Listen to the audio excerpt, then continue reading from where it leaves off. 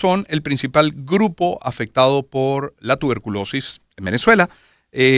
Lideran las estadísticas también de coinfección entre la enfermedad y el VIH. Eso lo ha revelado la organización no gubernamental Acción Ciudadana contra el SIDA, ACSI, conocida así por sus siglas.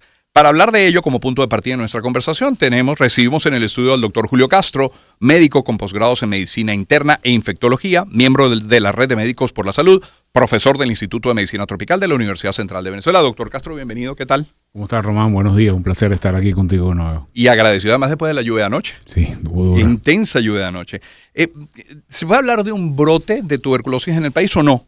No se puede hablar de un brote. No, hay que entender el contexto general para ser justo. A ver. Venezuela, que siempre tenía una excelente tradición de tratamiento, de combate antituberculoso, cuando hablamos de la región, o sea, hablamos de América Latina, Venezuela está en una banda de 20 por 100.000 casos, más o menos estable durante los últimos años de los 90 y principios del siglo XXI. Y desde hace más o menos 6 o 7 años nos montamos en la banda de 40 por 100.000, es decir, aumentó un poco casi que al doble. Sí. 47 es el último dato reportado por la Organización Mundial de la Salud, y tenemos la debilidad que siempre digo, el doctor Castro diciendo lo mismo, es que no tenemos cifras oficiales. Claro. Entonces la cifra que tenemos la vemos a través de la OMS, un poco con 2 años de retraso.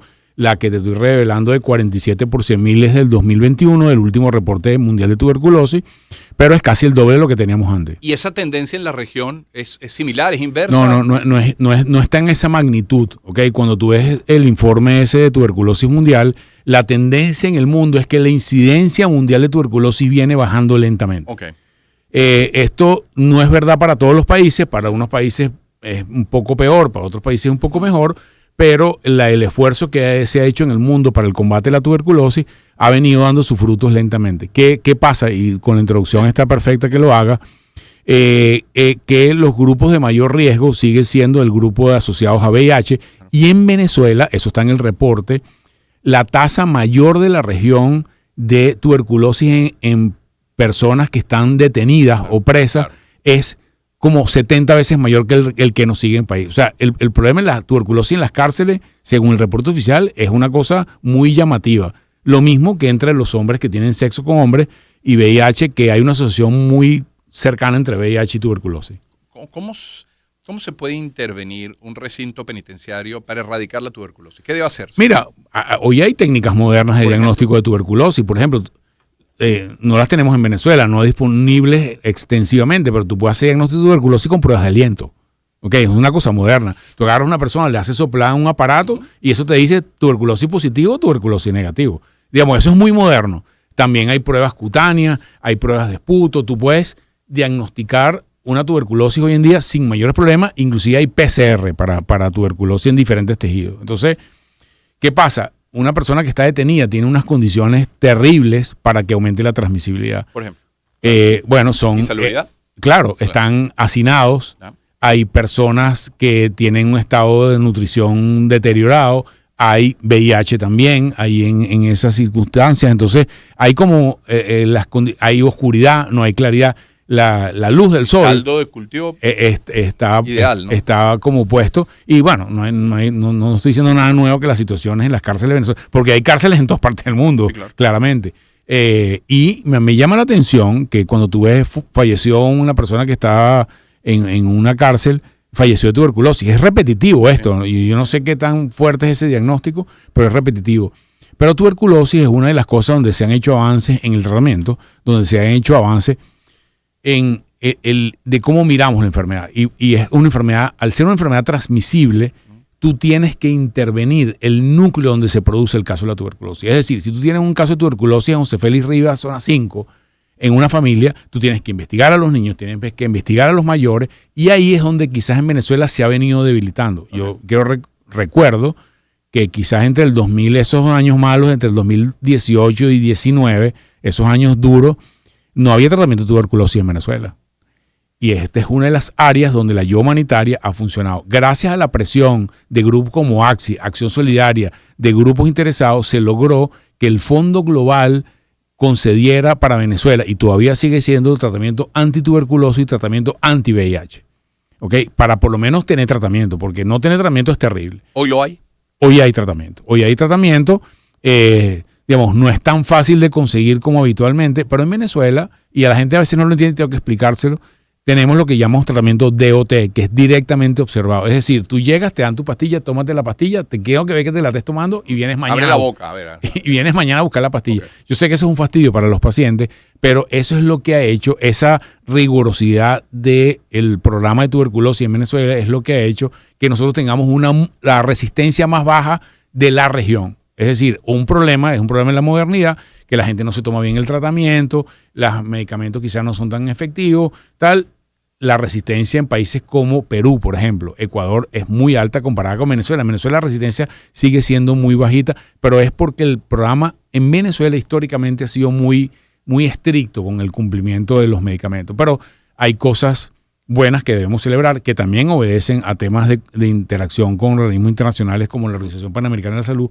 Hay GeneXpert en Venezuela hoy en día, que es el GeneXpert, es una prueba por PCR, que es una prueba moderna de tuberculosis. Entonces, si tú tienes un paciente que tiene sospecha, tú le haces un GeneXpert y en 24 o 48 horas sabes el diagnóstico, o te ayuda en el diagnóstico. El diagnóstico de tuberculosis no es fácil de ninguna manera, pero ya hay herramientas modernas, hay como 20 GeneXpert en Venezuela, en medicina tropical tenemos uno, en algunas organizaciones no gubernamentales tienen otras, en algunos hospitales tienen otras. Hay un laboratorio de tuberculosis muy importante en Venezuela, el Instituto de Biomedicina, que dirige Jacobus de Waard, que es un holandés que tiene toda su vida en Venezuela trabajando en tuberculosis. O sea que hay algunas herramientas, pero esto es un problema de salud pública, que hay que entenderlo e irlo apretando progresivamente. Es el doctor Julio Castro quien nos acompaña. Hablaba hace un instante de cuánto han mejorado las técnicas o las vías para el diagnóstico, entre ellas esta de soplar un aparato que inmediatamente indica si la persona tiene o no tuberculosis. En términos de tratamiento, ¿cómo es? Habla, por ejemplo, de una pastilla. Si se detecta un foco de tuberculosis en una cárcel, insisto en la cárcel porque es un foco importante, sí, porque esa población está realmente muy afectada. ¿Cómo debería intervenir? ¿A través de qué medicamentos? ¿Cuáles tenemos a disposición? Fíjate, el tratamiento con la tuberculosis es estándar en el mundo entero. Son 4 drogas de la primera fase, que son 2 meses, y después 2 drogas los siguientes 4 meses. O sea, son 6 meses de tratamiento. Pero los primeros 2 meses, que es cuando tú conviertas al paciente de ser bacilífero, que llamamos nosotros, es decir, el paciente que tiene tos y expectoración, que transmite a otra persona, porque es importante decir que hay varias formas de tuberculosis. Puede haber tuberculosis meningia, ganglionar, pleural, pero la que se transmite es la tuberculosis pulmonar, es la que más se transmite de una a otra. Entonces, tú le quitas al paciente la condición de bacilífero, de transmisibilidad, cuando el paciente tiene por lo menos 1 mes de tratamiento. Entonces, el paciente tiene que estar aislado ese primer mes. Entonces, tú no puedes darle tratamiento a un paciente tuberculoso y dejarlo. Entonces, tiene que tener unas normas de aislamiento para evitar a contagiar a las personas que están alrededor de ellos, porque te voy a poner un ejemplo que aprendimos hace ya mucho tiempo. Una persona con tuberculosis en un avión, es que estaba pensando, lo transmite hasta 16 filas más atrás de donde él estaba. Estaba pensando, tenía la imagen de la cárcel fresca en la memoria, pero estaba pensando, por ejemplo, en el metro o en un transporte colectivo, en un transporte público. Totalmente, es un riesgo para la población. ¿Qué pasa? Voy a explicar un poco cómo funciona la enfermedad. ¿Cómo es la historia natural de la enfermedad? Si yo tengo contacto con el bacilo tuberculoso porque una persona me tosió al lado y entra mi bacilo tuberculoso, el bacilo tuberculoso vuela a través de los bronquios, llega al pulmón y ahí empieza un proceso inmunológico donde mi cuerpo reconoce que tienes una situación y tu inmunología, si tú estás bien nutrido, si tú estás bien, digamos, una persona sana, la mayoría de las veces, 98% de las veces, tú produces una reacción inflamatoria y bloquea al bacilo tuberculoso en ese sitio. Ese bacilo lo hemos podido tener la inmensa mayoría de nosotros. En Venezuela lo tenemos el 70% de los venezolanos. Entonces, ahí, ¿qué significa eso? Yo bloqueo la enfermedad y la dejo en una condición latente. Okay. No me curé, estoy infectado de tuberculosis. Puede ser que haya 1 o 2 bacilos tuberculosis ahí latentes dormidos. ¿Qué los despierta? Ok. Eso me pasó a los 8 años de edad, o a los 10 años, o a los 11 años.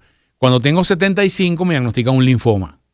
Y me dan quimioterapia, ¡pam!, aparece la tuberculosis. Wow. Me dan esteroides porque tengo una enfermedad reumática, ¡pam!, aparece la tuberculosis. Me desnutrí porque no comí, porque no tenía suficiente, no tenía la pensión, no me llegaba, me pongo desnutrido, ¡pam!, se reactiva la tuberculosis. Entonces, buena parte de las infecciones que nosotros vemos son reactivaciones de tuberculosis que te infectaste cuando eras niño y 50 años después se produce la tuberculosis. Entonces, entender esa historia natural de la tuberculosis es complejo, ¿ok? Porque, digamos, requiere muchos años, pero en ese momento actuamos y la tratamos. Y los primeros síntomas, porque con tantas enfermedades respiratorias, doctor, puede que se confunda. Tos. Tos. Pero yo puedo tener tos. Bueno, nadie debe tener tos. ¿Ok? Entonces, si una persona, eso nosotros lo llamamos sintomático respiratorio. La gente se acostumbra, no, yo tengo una tos hace 7 meses. Eso no es normal. La persona que tiene tos tiene que ir al médico. Tú puedes tener una tos una semana porque te dio una gripe. ¿Cuántos días de tos es normal? Mira, una semana. Ya después de segunda, tercera semana con tos algo está pasando. Tenga o no tenga flema. No importa. O sea, no es normal tener tos. ¿Quiénes tienen tos regularmente? Los pacientes que tienen enfisema, enfermedades pulmonares crónicas, pero tienen una enfermedad. Entonces, una persona que tiene una tosecita y además eso pierde peso, le da fiebre. Si tiene tos, pérdida de peso y fiebre, el señor tiene tuberculosis. ¿Ok? En Venezuela, la gente no lo sabe, pero nosotros diagnosticamos tuberculosis todos los días. Entonces, es para nosotros común. Mucho más si este paciente tiene VIH. Mucho más si este paciente está recibiendo biológico porque tiene una enfermedad reumática. Mucho más si esta persona toma esteroides porque tiene alguna otra condición que requiere usar esteroides. Entonces, el número de inmunodeprimidos en el mundo va en aumento porque diagnosticamos más enfermedades. ¿Ok? No porque nos ponemos peor, sino porque cada vez nuestra capacidad de diagnosticar enfermedades aumenta. Entonces, cada vez hay más inmunodeprimidos y en un escenario de Venezuela donde la gente tiene bacilotuberculosis, hasta un 60, 70% de la población hay guardadito, bueno, en algún momento va a aparecer. Pero si además de eso hay desnutrición, hay pobreza, lo normal es que aumente la tuberculosis. Entonces, no es que hay un brote gigantesco de tuberculosis, pero los números en Venezuela han empeorado. Hay manera de protegerse, porque a ver, el privado de libertad no tiene la decisión, voy a salir, me voy a retirar. No, está ahí, está privado de libertad, está preso, está detenido. La persona que necesita un transporte público, lo mismo. El que tiene que viajar y está en un avión, lo mismo. Y además puede que la tenga, como dice usted, desde los 7, 8 años. ¿De qué manera me puedo proteger? Fíjate, es una pregunta interesante porque vamos a suponer que tú le hicieras pruebas de tuberculosis a toda Venezuela en un determinado momento, de alguna forma, pues, y que fuera rápida, fácil y barata. Los vas a tratar a todos porque tiene 2 bacilos que están ahí en el pulmón inactivo. Claramente no. Bueno, en otros países lo hacen. ¿Ah, sí? Claro, si tú llegas a Estados Unidos y te hacen la prueba cutánea, que es el PPD, ¿okay? La prueba de tuberculina, y tú tienes más de 5 milímetros, en Estados Unidos te tratan, pase lo que pase. De inmediato. Te dan 2 meses de tratamiento, sí, porque ellos consideran que están infectados. Y eso erradica la enfermedad para siempre. Eso mata al bacilo. Ese bacilo desaparece en mi cuerpo. Exactamente. Pero imagínate eso en países como América Latina, donde el 60 o 70% de la población está infectada. Eso no, digamos, no, por eso la política pública de tuberculosis en esos países y en nosotros son completamente diferentes. Porque allá la prevalencia es 2-3% y aquí es 60%. Entonces es completamente diferente. Y otro elemento central, bueno, pero a mí me vacunaron de la tuberculosis, que en Venezuela casi todos estamos vacunados, gracias a Dios. Esa vacuna protege contra la tuberculosis meningia, no protege contra la tuberculosis pulmonar. Entonces, bueno, estas son cosas que tenemos que tener pendientes, pero creo que una cosa para rescatar es, no es normal que usted tenga tos. Si usted tiene tos, tiene que ir al médico. Si además de la tos se asocia pérdida de peso, ¿okay? Expectoración y fiebre, claramente tiene que ir al médico. ¿Y primero un internista o directamente al especialista? ¿Okay? Mira, en Venezuela casi que los médicos generales, tú haces una placa de tórax, una persona que tenga y baja, o sea, no hay que ser un genio para una tuberculosis, una placa de tórax. Okay. O sea, es como un elefante rosado en una cristalería. Ya. No es que es una cosa sutil. Pasa desapercibido. No es nada sutil, pero es algo que tenemos que mirar y tenemos que tener pendiente en nuestro algoritmo diagnóstico. Tenemos que tener pendiente que esta es una enfermedad que existe entre nosotros. Claro. Doctor Julio Castro nos acompañó. Doctor, no, ya no de tuberculosis, pero esperamos que en algún momento baje la temperatura. Todavía, o sea, estamos ya a ¿cuántos? 7 de noviembre y todavía estos calores, pero en algún momento va a bajar y probablemente se extienda hasta enero, febrero. ¿Qué les preocupa? Fíjate, es bueno hablarlo. Tenemos ahorita, sí podemos decir que hay un brote de influenza B. Eso sí lo hay. Sí hay. Bueno, en los que, por ejemplo, una de mis responsabilidades es ver los casos de influenza que nos llegan a la clínica donde yo trabajo y tenemos 6 o 7 veces más casos de lo que teníamos hace 3 o 4 meses. E inclusive que nosotros medimos COVID y medimos influenza, ya vemos, por suponte, al mes 4 casos de COVID y vemos 80 casos de influenza B. En este momento hay una actividad importante de influenza B y tenemos dengue también en el país. Entonces, la gente al principio no tiene claro si tiene dengue o tiene influenza. Entonces, es una regla fácil. Si tú tienes fiebre y tos, probablemente sea influenza o algún virus respiratorio. Si tú tienes fiebre sin tos, probablemente sea dengue. Entonces, en cualquiera de los 2 casos, hay que estar como pendiente. Y yo creo que este brote de influenza B, que también está pasando en Norteamérica, nos va a llevar hasta enero o febrero, porque viene la época fría en particular en esa zona. ¿Y se trata con antigripales? Sí, tratamiento sintomático. Sí. Y las personas de riesgo, los mayores de edad, los chiquitos y tal, tienen que tener como una... Pero no se usan antibióticos en influenza, ojo, Exacto. De bacterias. No. Hay medicamentos para influenza, el oseltamivir, pero solamente está indicado en personas que tienen otras condiciones de riesgo, no en todo el mundo. Y no es fácil de conseguirlo y es costoso. Pero casita, reposo, tal... Eso. Y si pasan 2 o 3 días y te sigue con fiebre y sigue con mucho malestar, tiene que ir al médico. Exacto, y lo de la tos me parece fundamental. Sí, ¿con cuánta frecuencia uno escucha? No, tengo esta tosecita hace 2 semanas, 3 semanas, 1 mes, 2 meses. No es normal. No es normal. No es normal. Gracias, doctor Castro, Gracias, Román, por su compañía, por su visita. Es Julio Castro, médico con posgrados en medicina interna, infectología, miembro de la Red de Médicos por la Salud, profesor del Instituto de Medicina Tropical de la Universidad Central de Venezuela. Doctor Castro, luego de anunciado el acuerdo entre gobierno y oposición, con el visto bueno incluso de los Estados Unidos, ¿ha mejorado en algo el acceso? ¿Qué pasa con esos recursos que durante tanto tiempo se han venido esperando? No, ¿Alguna noticia?